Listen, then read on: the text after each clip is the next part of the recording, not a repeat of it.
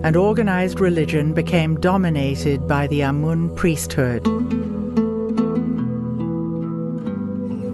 The Amun priesthood had a lot of power, and they were in a position to have people pay for their salvation. It used to be that your heart was weighed against a feather of truth, but in later pictures of the ceremony of the weighing of the heart, you'll see Horus holding onto the scale, and you could pay the priesthood for Shakti dolls, and the more of them you had, the more likelihood you could buy the lightness of heart instead of being light of heart.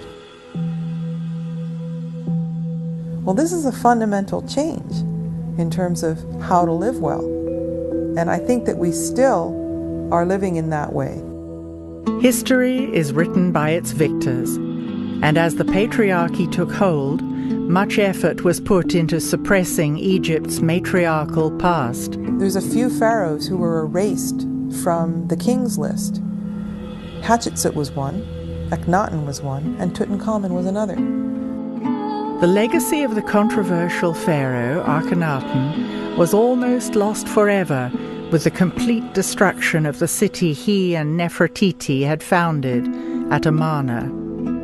Now, very little was known about Amarna until there was an earthquake, and the pylons at Karnak were filled with these little blocks that had been cut up, and they used them from Amarna to just as filler inside the pylons.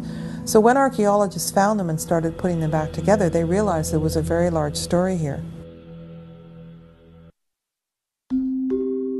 For the ancients, life on Earth mirrored the motion of the stars in the sky.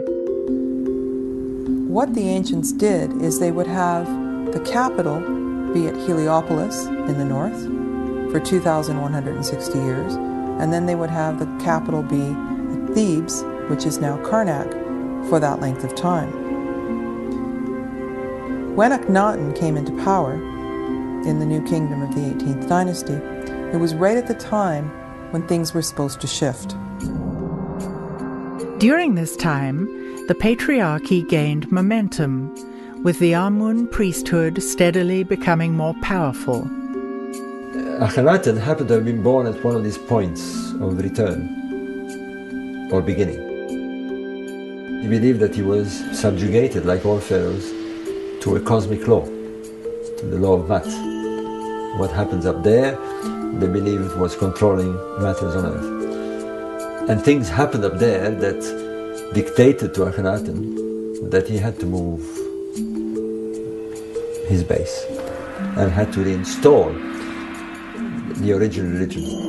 When it came time for Nefertiti and Akhenaten to change the capital, they knew that the Amun priesthood was in power and that they would really fight them on this.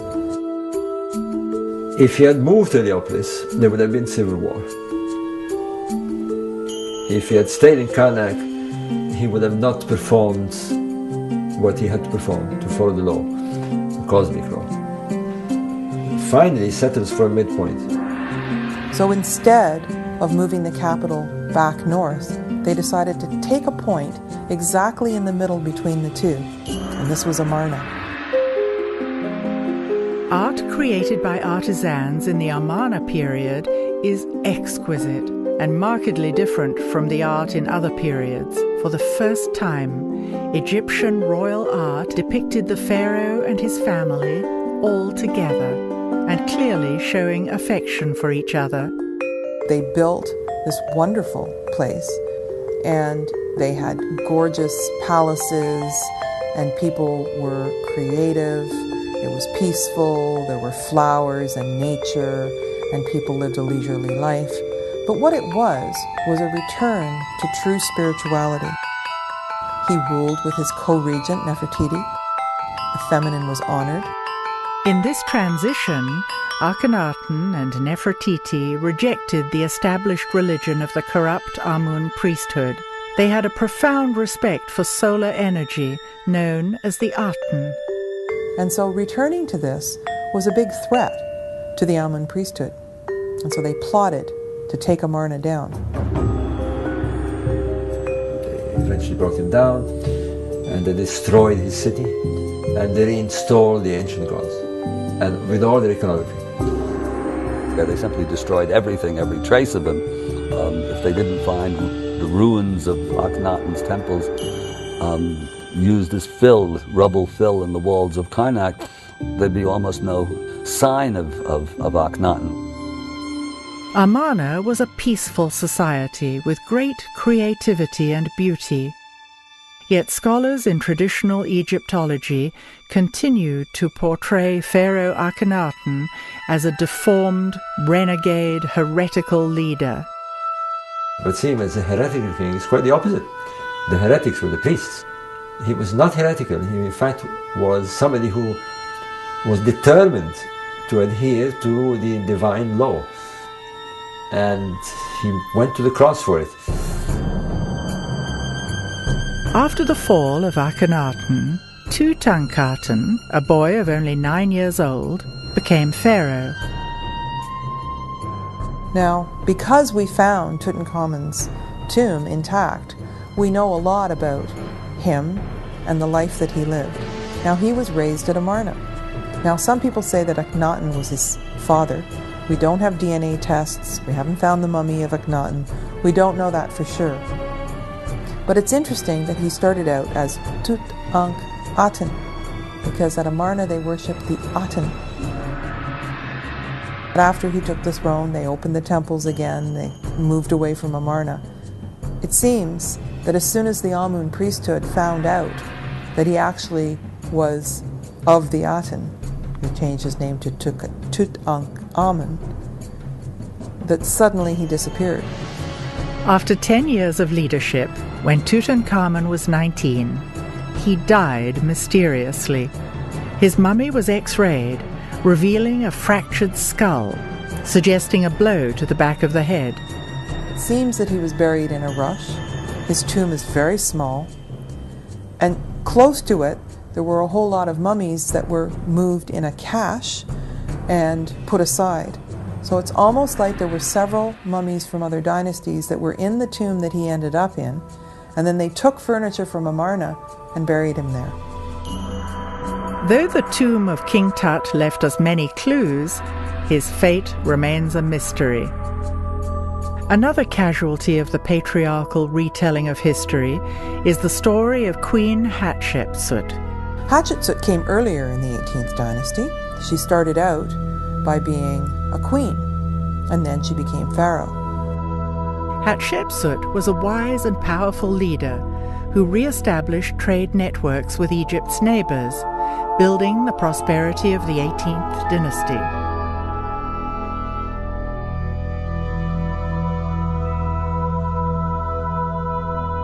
She was certainly ruling for a long time at a period of tremendous peace and prosperity. The artwork was never better than under her reign. Had she been male, she would likely have been remembered in history books as the best ruler of Egypt. Regardless of her success as a leader, she is still an enigma. There has been much controversy about Hatshepsut. It could be due to the patriarchy having little tolerance of images of an empowered woman. No one seems to agree on who the real Hatshepsut was. There have been massive books written on Hatshepsut, and again there are no real conclusions. Obviously Hatshepsut must have been a very able ruler, because she stayed there apparently 22 years. But somehow, about 20 years after she passed, her statues were broken and all put into a pit. When they found them, they started putting them back together.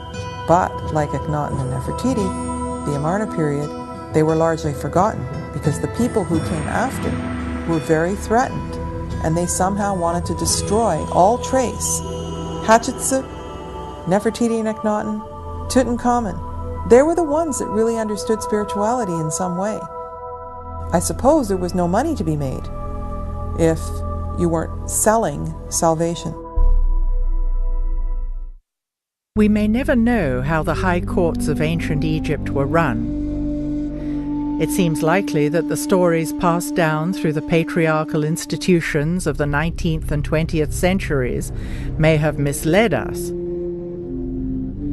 the peace and prosperity of the 18th dynasty, particularly in the time of Hatshepsut, Nefertiti and Akhenaten, had to do with honoring the feminine in balance with the masculine. Looking at Egyptian artifacts and frescoes, it is clear that the feminine principle played a prominent role in society and was cherished and revered. The feminine principle was articulated in the concept of a great mother who was central to the ancient Egyptian worldview and was echoed by other world cultures. The Milky Way in the sky is mythologized in various ways, in various traditions, in various cultures around the world. And it's often thought of, almost universally thought of, as a great mother principle, the great cosmic mother in the sky. In ancient Egypt, biology met cosmology, and both were considered sacred. When you look at the cosmology in terms of biology, it's describing events that happen inside of a womb. And the womb happens to be the womb of the mother goddess. In both Mayan and ancient Egyptian cosmology, the center of the Milky Way galaxy is where stars are born. Metaphorically, it is the womb of the great cosmic mother, represented as Isis, giving birth. We keep looking at how the ancient Egyptians thought, and everything fed biology and procreation. How we got here, how we came into existence, biology, and then how we left, and how our soul continues to live. And we can see that there aren't really that many symbols that aren't pertaining to balance of the body, mind, and emotions, and to balance between the two hemispheres of the brain. Once we can embrace that, then it's easier to understand the Egyptians. That switch from matriarchy to patriarchy, I think it's the cause of what's on the world now of conflicts and disagreement and showing off power. Yeah. Already, the beginning of the first dynasty of ancient Egypt, Egypt was moving from being matriarchal to coming into more patriarchal ways of being and thinking. There were a few periods where the ancient knowledge was remembered, but it's important to remember that there was a lot of ancient Egypt prior to the dynasties and in the early periods that did not represent those values. So the parts of Egypt that I find the most interesting come from the memory of times that came further back. I said many times that healthy people, they got the power, which is unhealthy people haven't got it. And I want you and all my friends and all my beloved to know that you have it. And when you know that, you will work on it to come bring it stronger. As I said before,